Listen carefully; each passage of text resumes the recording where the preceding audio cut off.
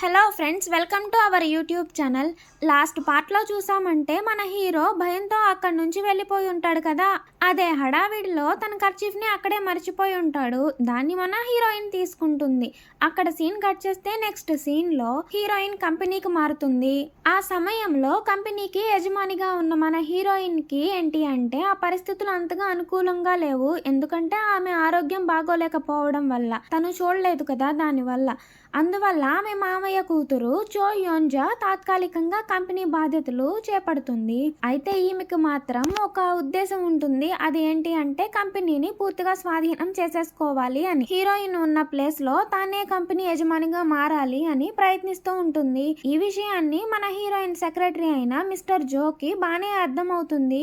అదే అనుమానంతో ఒకవేళ హీరోయిన్ కి జరగవలసిన కంటి ఆపరేషన్ ఆగిపోవడానికి కారణం ఆమెనేమో అని ఆమెపై ఒక కన్ను ఉంచుతాడనమాట. అలా ఆమెను ప్రతిసారి గమనిస్తూ ఉంటాడు. మరోవైపు మన హీరో ఏంటి అంటే హీరోయిన్ కి హీరోకి జరిగిన విషయం వల్ల ఇది విచిత్రమైన సంఘటనలా అనిపిస్తూ దాని గురించి ఆలోచిస్తూ ఉంటాడు. ఎందుకంటే అతడేమో దేవదూత, కానీ మన హీరోయిన్ కేమో అతని మాటలు వినిపిస్తుంది, అతని ఉనికి కూడా తెలుస్తుంది కదా. దానివల్ల అదే ఆలోచనలో నిమగ్నమైపోయి అదే ఆలోచనలో అలా నడుస్తూ వెళ్తూ ఉంటే ఒక కారు పిల్లిని ఢీ కొట్టేస్తుంది.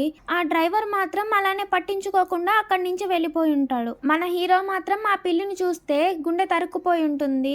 ఎందుకని ఏమీ తెలియని పాపం చిన్ని జంతువును ఇలా ఢీ కొట్టేసి ఆ డ్రైవర్ వెళ్ళిపోతాడు అని ఆ బాధ తట్టుకోలేక ఆ పిల్లిని తీసుకుని మన హీరో సీనియర్ దేవదూత వద్దకు వెళ్తాడు.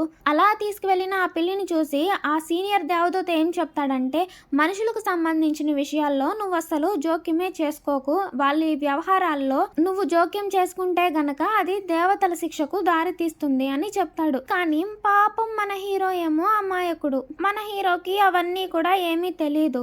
అమాయకంగా ఫేస్ పెట్టి తన సీనియర్ ని అడుగుతాడు. సరే గాని గురువు గారు, మనుషులు దేవదూతల ఉనికిని గుర్తించగలరా అని అడుగుతాడు. దానికి మిస్టర్ హూ ఇలా హెచ్చరిస్తాడు, ఒక మనిషిని తాకడానికి అస్సలే ప్రయత్నించుకు. అలా చేస్తే గనక నువ్వు ధూళిగా మారిపోయి అక్కడి నుంచి మాయమైపోతావు అని. అయితే ఆ సమయంలో కిమ్డాని ఏదో ఆలోచనలో అలానే ఉండిపోతాడు. దానివల్ల మన సీనియర్ చెప్పిన మాటలను ఏది కూడా పట్టించుకోడు. మన హీరో ఏమో ఆ కర్చీఫ్ గురించి అలానే ఆలోచిస్తూ ఉంటాడు. అది చాలా విలువైనది అతని ఉద్దేశంలో. ఎందుకంటే అదే కదా దేవదూతగా వెళ్ళడానికి టికెట్ అతనికి. ఇంకా దాంట్లోనే ఉండిపోతాడు. ఆ కర్చీఫ్ కోసమని తర్వాత హీరో వాళ్ళు ముందు ఒక బెంచ్ మీద కూర్చుని ఉంటారు కదా, ఆ బెంచ్ దగ్గరికి వెళ్తాడు. కానీ అక్కడ తన కర్చీఫ్ అయితే కనిపించదు. మన హీరోకి డౌట్ వచ్చి హీరోయిన్ రూమ్ కి వెళ్తాడు, వాళ్ళ ఇంటికి. ఆశ్చర్యం ఏమిటంటే మన హీరోయిన్ ఆ కర్చీఫ్ ని గట్టిగా పట్టుకుని అలానే నిద్రపోతుంది. ఆ సమయంలో మన హీరో తన కర్చీఫ్ ని తీసుకోవడానికి ప్రయత్నిస్తాడు, కానీ అది అవ్వదు. ఎందుకంటే హీరోయిన్ కి మెలకు వచ్చేస్తుంది. సర్లే ఎందుకు వచ్చింది దీనికి, మళ్ళీ మెలకు వస్తే తిట్టకుండా తిట్టేస్తుంది నన్ను అని వెనక్కి అలానే తిరిగి వెళ్తాడు. కాకపోతే మన హీరోయిన్ కి కనిపించదు కదా. సరే మళ్ళీ ఎలాగూ హీరోయిన్ నిద్రలోకి జారుకునే వరకు కూర్చుంటే తర్వాత ఆ రూమాలు తీసేసుకోవచ్చు అని అలానే కూర్చుని ఉంటాడు. ఎంతసేపు అయినా కూడా అప్పటి నుంచి తెల్లారే వరకు మన హీరో అలానే కూర్చుని ఉంటాడు, కానీ ఆ కర్చీఫ్ ని మాత్రం తీసుకోలేకపోతాడు. ఎలా అయినా ఆ కర్చీఫ్ ని తీసుకోవాలి అనే తాపత్రయంతో హీరోయిన్ వెనకాలే ఎక్కడికి వెళ్తే అక్కడికి మన హీరో వెనకాలే వెళ్తూ ఉంటాడు. ఆమె ఆఫీస్ లో జరుగుతున్న ఫంక్షన్ కూడా ఆమె వెనకాలే వెళ్ళిపోయి ఉంటాడు. కానీ ఏంటంటే ఆ ఫెస్టివల్ లో హీరోయిన్ చూసిన జనాలందరూ కూడా అలానే షాక్ అయిపోతారు. ఏంటి అని అందరూ కూడా మన హీరోయిన్ గురించే మాట్లాడడం మొదలు పెడుతూ ఉంటారు. కానీ ఆమె వాటన్నిటిని కూడా ఏమీ పట్టించుకోదు, అలానే వదిలేస్తుంది. తీరా వాష్రూమ్ లోకి వెళ్తే అక్కడ కూడా ఎవరో ఆమె గురించి తప్పుగా మాట్లాడడం వింటుంది. కానీ అవేమీ పట్టించుకోకుండా తన పని తను చేసుకుంటూ వెళ్ళిపోతుంది. తర్వాత ఆమె ఏం చేస్తుంది అంటే మిస్టర్ జోతో కలిసి స్టేజ్ పైకి వెక్కి ప్రసంగం మొదలు పెడుతుంది. ఆమె మాటలు ఎలా ఉంటాయి అంటే గట్టిగా బలంగా ఉంటాయి. ఆ మాటలన్నీ కూడా యోన్జాకు బానే గుచ్చుకుంటాయి. వాటన్నింటినీ వింటూ ఆమెమో లోపల కోపంతో తబ్బిబ్బులాడిపోతూ ఉంటుంది. ఇంత చేశానే నేను ఆఫీస్ కోసం, కానీ మన హీరోయిన్ అవేమీ కూడా పట్టించుకునే లేదు. నన్ను ఇన్నేసి మాటలంటుందా, అందరి ముందు నా పరువు తీస్తుందా అని అలానే కోపంతో రగిలిపోతూ ఉంటుంది. ఈవెంట్ మొత్తం అయిపోయిన తర్వాత హీరోయిన్ ని కలుస్తుంది. హీరోయిన్ చెప్పిన మాటకి యోన్జా అలానే షాక్ లో నిలబడిపోతూ ఉంటుంది. అదేంటంటే హీరోయిన్ కి కంటి ఆపరేషన్ జరిగినప్పుడు తనకి కళ్ళు కనపడవు అని తెలిసినప్పుడు ఈ యోన్జా చాలా సంతోషపడుతుంది. ఆ విషయం గురించి చెప్తుంది. ఈ విధంగా ఆమె రంగులన్నీ బయటపడతాయి అందరి ముందు. ఇదంతా అయిన తర్వాత హీరోయిన్ ప్రాక్టీస్ రూమ్ లోకి వెళ్ళి ఒంటరిగా కూర్చుని నాట్యం చేస్తూ ఉంటుంది. అక్కడ అక్కడికి మన హీరో వెనకాలే తోకలా వెళ్ళుంటాడు కదా, పక్కనే ఉన్న కర్చీఫ్ని అమ్మయ్య అని సంతోషంతో తీసేసుకుని జేబులో పెట్టుకుంటాడు. ఆ తర్వాత హీరోయిన్ మిస్టర్ జోతో కలిసి ఇంటికి వెళ్తూ ఉండగా అతగాడు ఏం చెప్తాడు అంటే తన్ను మళ్ళీ ఆపరేషన్ చేపించుకోమని ఎందుకంటే మళ్ళీ డాన్స్ మొదలు పెట్టి మళ్ళీ మంచి పేరు పొందడానికి. ఇది వినగానే మన హీరోయిన్ కి భలే కోపం వచ్చేస్తుంది. వెంటనే అక్కడి నుంచి వెళ్ళిపోతుంది. అంతే కోపంతో హీరోయిన్ మిస్టర్ జోపై అరుస్తూ ఉంటుంది. ఆమె కోపానికి ఆల్రెడీ మన జో బానే అలవాటు పడిపోయి ఉంటాడు. అయినా కూడా ఆయన ప్రశాంతంగా ఇంకా ఆమెకు ఇలా నచ్చ చెప్తూ ఉంటాడు. నిన్ను కిందకి లాగడానికి ప్రయత్నించే వాళ్ళని ఎదుర్కోవాలి అంటే నువ్వు ధైర్యంగా ఉండాలి. ఇంతకు ముందే చూసావు కదా, నువ్వు యోన్జాతో ఉన్నప్పుడు ఇంత ధైర్యం పోవో, ఆ ధైర్యాన్ని అప్పుడే మర్చిపోయావా అని అడుగుతాడు. అప్పుడు పక్కనే ఉన్న హీరోయిన్ హెల్పర్ మిస్టర్ జోతో, బాబు నువ్వు ఇంకా జోక్యం చేసుకోకు, ఇంకా ఎక్కువ జోక్యం చేసుకున్నావు అంటే నీ ఉద్యోగం కూడా పోతుంది అని హెచ్చరిస్తూ ఉంటుంది. ఇదిలా ఉండగా మిస్టర్ జో ఏదో అనుమానంగా అనిపిస్తుంది. అది ఏంటి అంటే వారు వెళ్తున్న కారు కొంచెం గందరగోళంగా నడుస్తూ ఉంటుంది. ఎవరో దాన్ని చెడగొట్టినట్లుగా అనిపిస్తుంది. ఒక్కసారిగా కారు నియంత్రణ తప్పి రోడ్డు డివైడర్ ని ఢీకొని వంతెన అంచుకు వేలాడుతూ అక్కడే మధ్యలో ఆగిపోతుంది. ఆ యాక్సిడెంట్ లో మిస్టర్ జో స్పృహ తప్పి అలానే పడిపోయి ఉంటాడు. కానీ తీవ్ర గాయాలు అయినప్పటికీ కూడా మన హీరోయిన్ స్పృహతోనే ఉంటుంది. హీరోయిన్ కి కళ్ళు కనిపించకపోవడం వల్ల కారు వంతెన చివర ఉందో మధ్యలో ఉంది, ఎలా ఉంది, ఏ పొజిషన్ లో ఉంది అని కూడా ఏమీ తెలియడం లేదు. సహాయం కోసం గట్టిగా అరుస్తూ ఉంటుంది. అదే సమయంలో మన హీరో దూరంగా నిలబడి హీరోయిన్ సురక్షితంగా ఉండాలని ప్రార్థనలు చేస్తూ ఉన్నాడు. ఆమె ప్రాణం పోతుంది అని తెలిసినా కూడా అతగాడు ఏమీ చేయలేని పరిస్థితిలో ఉన్నాడు. ఎందుకంటే దేవదూత అవడం వల్ల మనుషుల గురించి వారి విషయాల్లో తను ఇన్వాల్వ్ అవ్వకూడదని అలానే చూస్తూ ఉంటాడు. కానీ ఆశ్చర్యం ఏమిటంటే మన హీరోయిన్ మళ్ళీ అతగాడి ఉనికిని గుర్తిస్తుంది. అతగాడు చేస్తున్న ప్రార్థనలన్నీ కూడా బానే వినిపిస్తుంది ఆమెకి. అదే క్షణంలో ఏంటి అంటే మన హీరోకి ఆ కారు ఢీకొన్న దృశ్యం చూడగానే తన గత జన్మ గుర్తుకొస్తుంది. అదంతా గుర్తొచ్చిన తర్వాత దేవదూత నియమాలన్నింటికి విరుద్ధంగా తన శక్తులన్నింటినీ ఉపయోగించి మన హీరోయిన్ ని రక్షిస్తాడు. అంతేకాకుండా మెలకుండా ఉన్నాడా అంటే ఆమె చెంపను సున్నితంగా నిమురుతాడు. అంతే, అది దేవదూతకి పెద్ద నేరం అవడం వల్ల వెంటనే శిక్షించబడి అక్కడి నుంచి మాయమైపోతాడు. సీనియర్ హూ అతన్ని తీసుకుని వెళ్తాడు. వెంటనే అతనికి శిక్ష పడింది కదా, అయితే అతనికి ఒక చివరి అవకాశం మిగులుతుంది.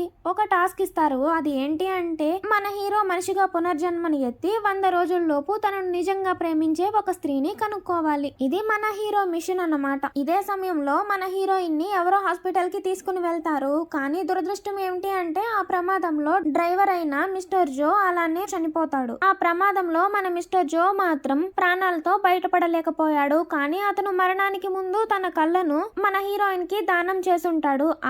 అందువల్ల మన హీరోయిన్ కి మళ్ళీ చూపు వచ్చి ఉంటుంది. మిస్టర్ జో చేసిన సహాయానికి ఆమె హృదయం ఎంతో కృతజ్ఞతతో నిండిపోయి ఉంటుంది. అంతేకాకుండా ఆమె మనస్సు మనోవేదనతో బరువెక్కిపోయి ఉంటుంది. ఎందుకంటే మిస్టర్ జోను కోల్పోవడం ఆమెకు ఎంతో బాధాకరమైన విషయం. ఒక మంచి వ్యక్తిని ఆమె కోల్పోయింది. ఇక మన హీరో విషయానికి వస్తే అతను మొదటిసారి మనిషిగా పుట్టి భూమిపై కొత్త అనుభవాలు పొందడంలో విపరీతమైన ఉత్సాహంతో ఉంటాడు. కానీ అతగాడికి అప్పగించిన మిషన్ గుర్తొచ్చినప్పుడల్లా అతడు బాధతో తబ్బిబ్బులాడిపోతూ ఉంటాడు. అతడు ప్రేమలో పడవలసిన స్త్రీ మరెవరో కాదు, అది మన హీరోయినే అని తెలిసి మరి ఎక్కువ కంగారు పడిపోతూ ఉంటాడు. ఎందుకంటే మన హీరోకి బానే తెలుసు ఆమెను ప్రేమలో పడేయడం ఎవరి వల్ల కాదు. ఎందుకంటే ఆమె అంత గయ్యాలి, ఎవర్రా ఈ అమ్మాయిని ప్రేమలో పడేస్తాడు అని అలానే నిరాశలో ఉంటాడు. అయినా కూడా తను చేసిన పెద్ద తప్పుకు పరిహారంగా ఈ మిషన్ పూర్తి చేయడం తప్ప మరో మార్గమే అతని గాడికి కనిపించడం లేదు. ఇదిలా ఉండగా మన హీరోయిన్ ఇంకా మిస్టర్ జో మరణం వల్ల తీవ్ర దుఃఖంలోనే ఉంటుంది. ఆమె ఫ్రెండ్ యూమి ఏంటి అంటే ఆమెను ఎప్పటికప్పుడు ధైర్యపరుస్తూ ఉంటుంది. అలానే కూర్చుంటే పనులవ్వవు కాబట్టి ముందుకు సాగుతూ ఉండాలి అని చెప్తూ ఉంటుంది. ఆమె మాటలకు మన హీరోయిన్ కోపంతో గట్టిగా ఆమె మీద అరుస్తూ ఉంటుంది. నేను చెప్పానా మిస్టర్ జోని నా కోసం ప్రాణాలు ఇవ్వమని, నేను ఆయన్ని ఆపలేకపోయాను, పక్కనే ఉండి కూడా ఆయన నా కోసం ఎంత చేశారు అని గట్టిగా ఆమె మీద అరుస్తుంది. ఆ మాటలకు ఈ యూమి బాగానే బాధపడుతుంది. తర్వాత మన హీరోయిన్ మెల్లగా లేచి బయటకు వెళ్ళిపోతూ ఉండగా ఆమె బాడీ ఆమెకు రించదు.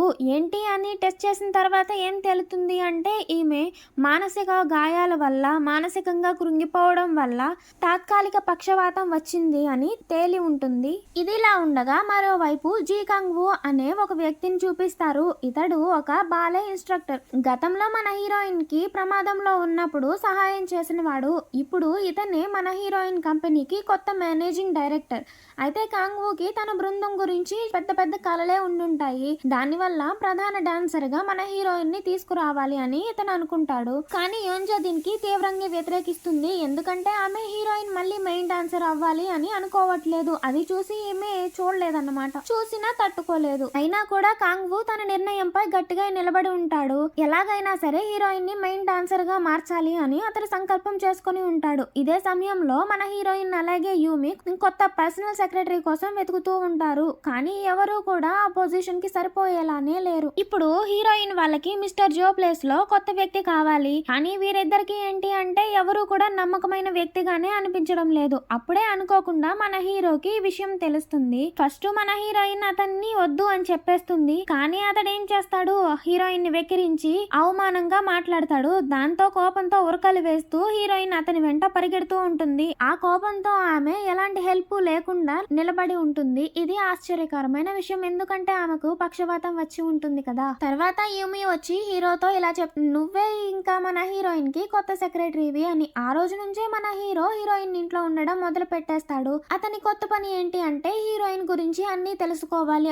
ఆమె అలవాట్లు, షెడ్యూల్లు అన్ని తెలుసుకోవాలి. అలాగే ఆమెకు ప్రతి దాంట్లో కూడా సహాయం చేస్తూ ఉండడం మొదలు పెడతాడు. తర్వాత రోజు మన హీరో తన కొత్త బాధ్యతలను ప్రారంభిస్తాడు. ఎప్పుడు కూడా మన హీరోయిన్ పక్కనే ఉంటాడు. మన హీరోకి మార్షల్ ఆర్ట్స్ గురించి ఏమీ తెలియకపోయినా కూడా తన పనిలో భాగంగా మార్షల్ ఆర్ట్స్ కూడా నేర్చుకోవాల్సి ఉంటుంది. అదే పనిలో అతడు ప్రత్యక్షంగా చూస్తాడు మన హీరోయిన్ తన సిబ్బందితో ఎలా ఉంటుంది అని, వారితో ఎంత అసహనంగా ఉంటుంది, వాళ్ళని ఎంత అవమానంగా చూస్తుంది అనేది తెలుసుకుంటాడు. ఇలా ఉండగా ఒకరోజు మన హీరోయిన్ తన ఇంటి యార్డ్ మొత్తం కూడా ఆకులతో నిండిపోయినట్లు చూసి కోపంతో మండిపోతూ ఉంటుంది. అందరినీ పిలిచి ఒక్కొక్కరిని అడుగుతూ ఉంటుంది, ఇంత చిన్న పని కూడా చేయడం తెలియట్లేదా అని. వారిని అంతిదిగా తిట్టడం చూసి మన హీరో జాలిపడి, సరే మీరు అందరూ వెళ్ళి మీ పనులు చూసుకోండి, ఇది మొత్తం నేను చూసుకుంటాను అని చెప్పి వారందరినీ పంపించేస్తాడు.